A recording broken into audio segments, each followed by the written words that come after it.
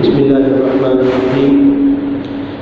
معزز علماء کرام، حاضرین مجلس، یہ آج کی نشست ان 17 خوش قسمت بچوں کے قرآن پاک مکمل کرنے کے عنوان سے منعقد ہوئی ہے، جس میں سے 10 طلباء نے اسکول پڑھتے ہوئے قرآن پاک حفظ مکمل کیا ہے۔ میں ایک مرتبہ انشاءاللہ آخر پھر کھڑا کر دوں گا ان کو، تاکہ آپ لوگ دیکھیں۔ آج سے 4-5 سال پہلے جب پہلی مرتبہ اسکولی بچے حافظ ہوئے تو میں نے ان بچوں کو خالد پہ آگے میں نے ان اسکولی بچوں کو مائک پر بلا کر یہ کہا تھا کہ بیٹا تم اپنا گھر بتلاؤ، ابا کا نام بتلاؤ، دادا کا نام بتلاؤ، اسکول بتلاؤ، کلاس بتلاؤ، رول نمبر بتلاؤ، اس لیے کہ وہ پہلا موقع تھا کہ شہر کے سامنے اسکول پڑھتے ہوئے بچوں کا ایک بیچ حافظ نکلا تھا۔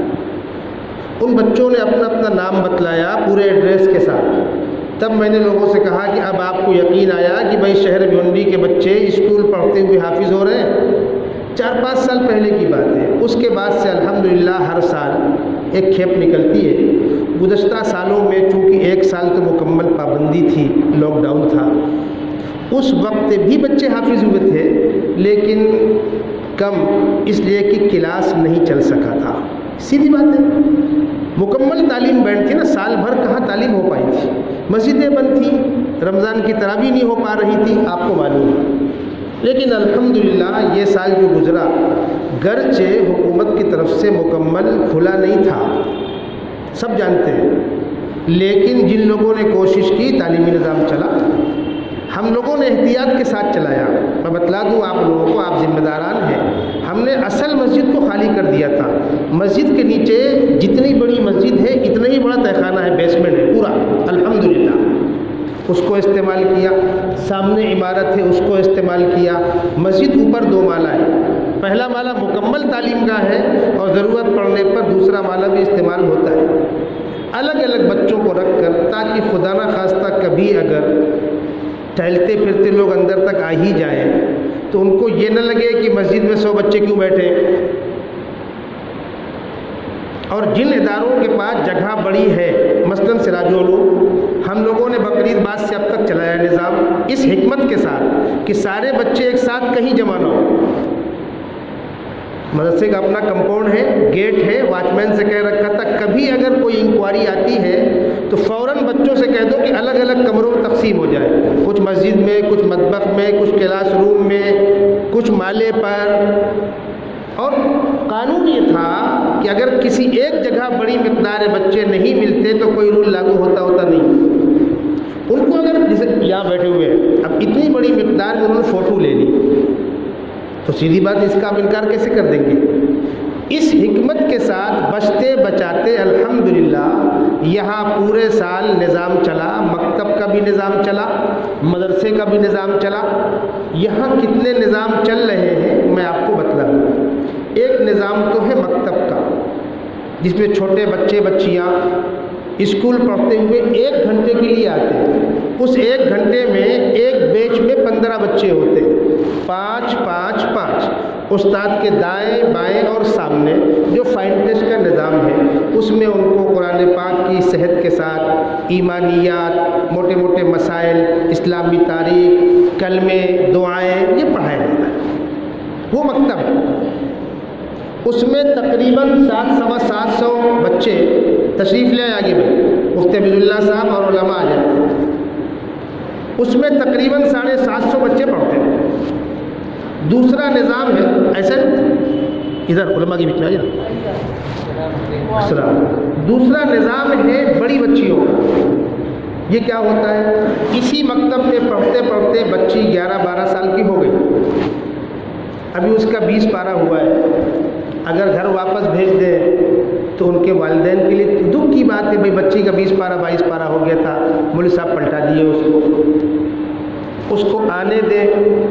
بچی محلے کی، ماں باپ کہتے ہیں چھوٹی تو ہے بہن، لیکن فتنہ وہیں سے شروع ہوتا ہے۔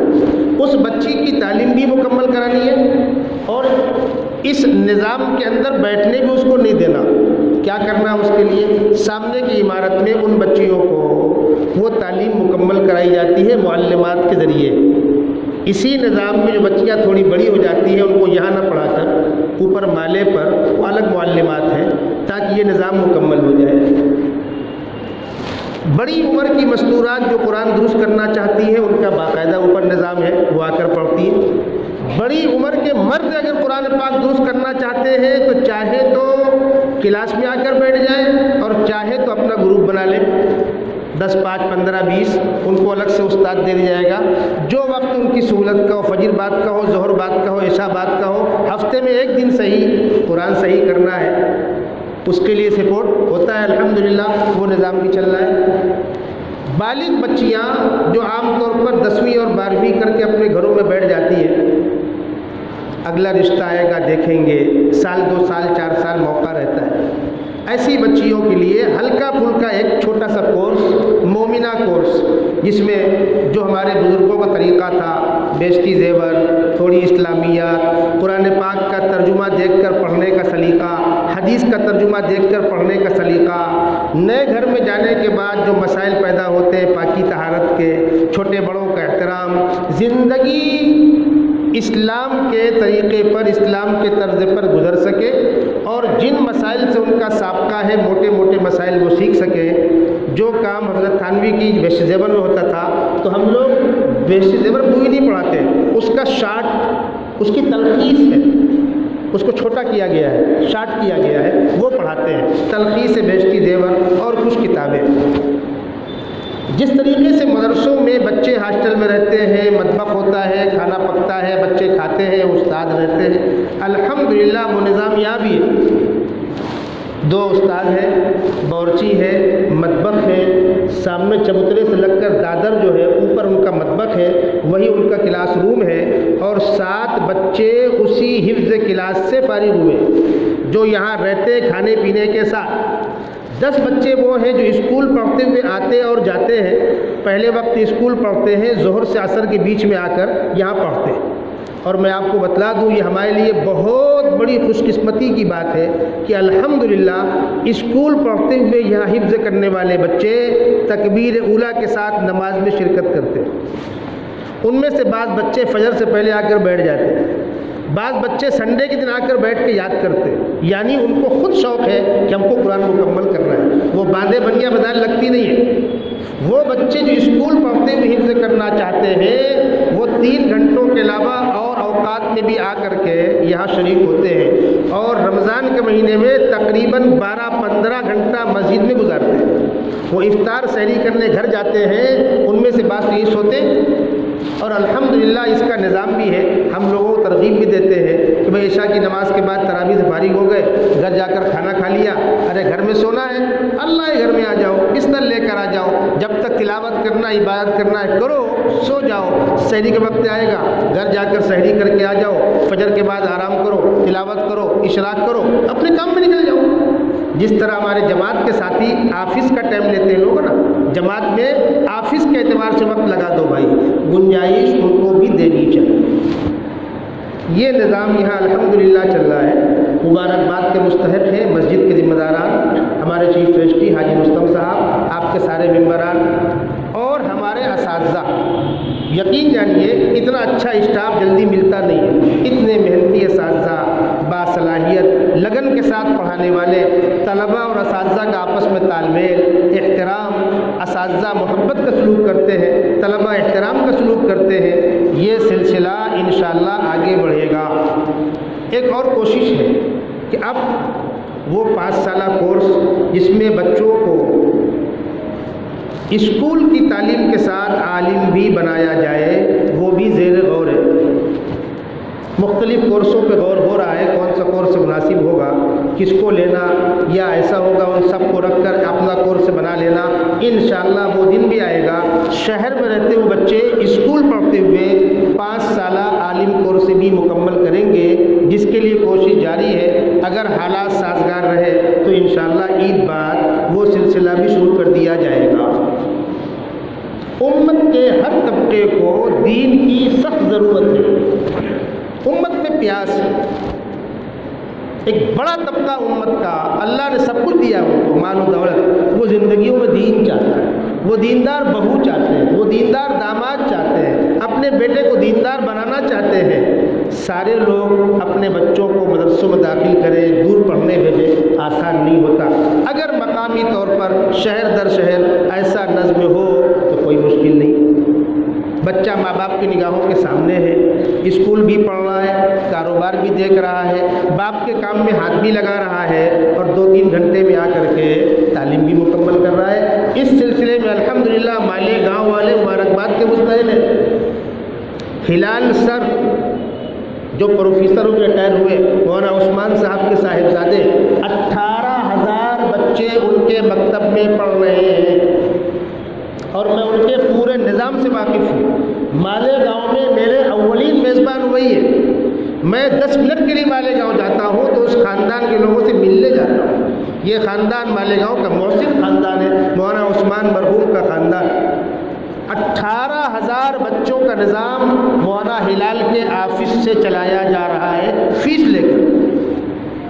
ہم 1000-2000 کے اندر مگن ہو جاتے ہیں، بہت بڑا کارنامہ انجام دیا، کچھ نہیں ہے یہ کہ جو آپ دیکھ رہے ہیں ان کے سامنے ہم زیرو ہیں۔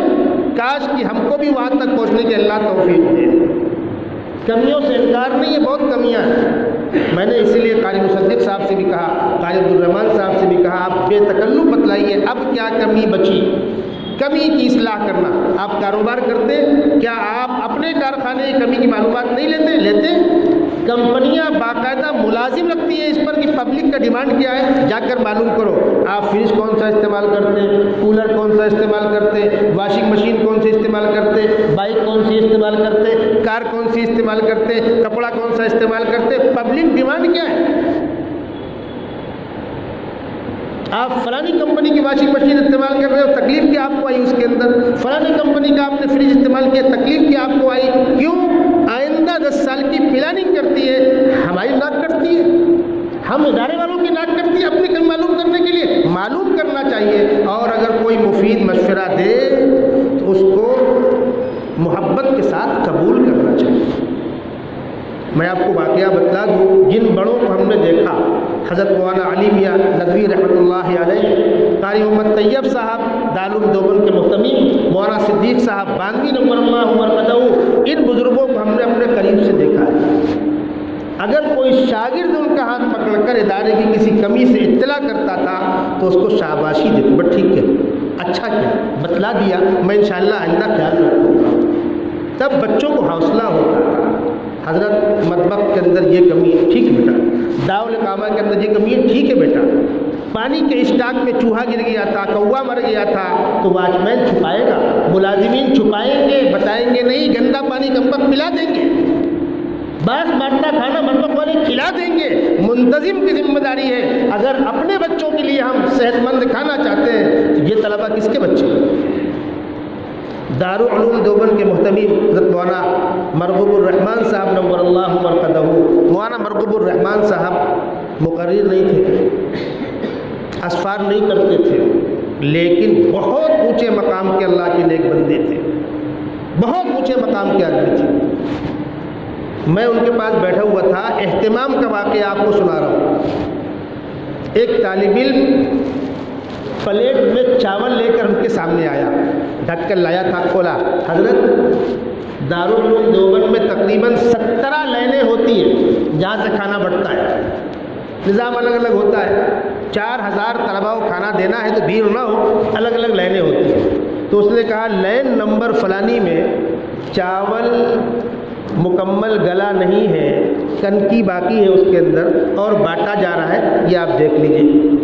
لیا ہاتھ میں اس کو، ایسے بیٹھو بیٹا بیٹھو۔ محتمیم صاحب کے ٹیبل پر 12 پھول ہوتے تھے، مطبخ کی بیل دبائی، نمبر ڈائل نہیں کرنا، بیل دبائی، ہلو ناظم مطبخ کو پھول دو، دیا۔ میں مرغوب الرحمان بول رہا ہوں، لائن نمبر اتنے اتنے پر کچا چاول بٹ رہا ہے، آپ جا کر دیکھ کر مجھ کو فوراً رپورٹ دیجیے۔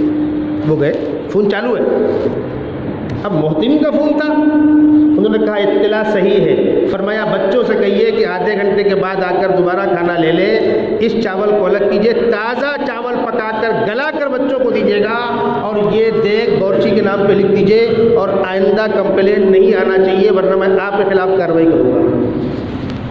اس کا نام ہے دارالعلوم دیوبند، تب نظام چلتا ہے۔ تو اپنی کمیوں کے جان کر کے اصلاح کرنے میں شرم محسوس نہ ہو۔ میرے کپڑے میں گندگی لگ گئی، کل کی بات ہے،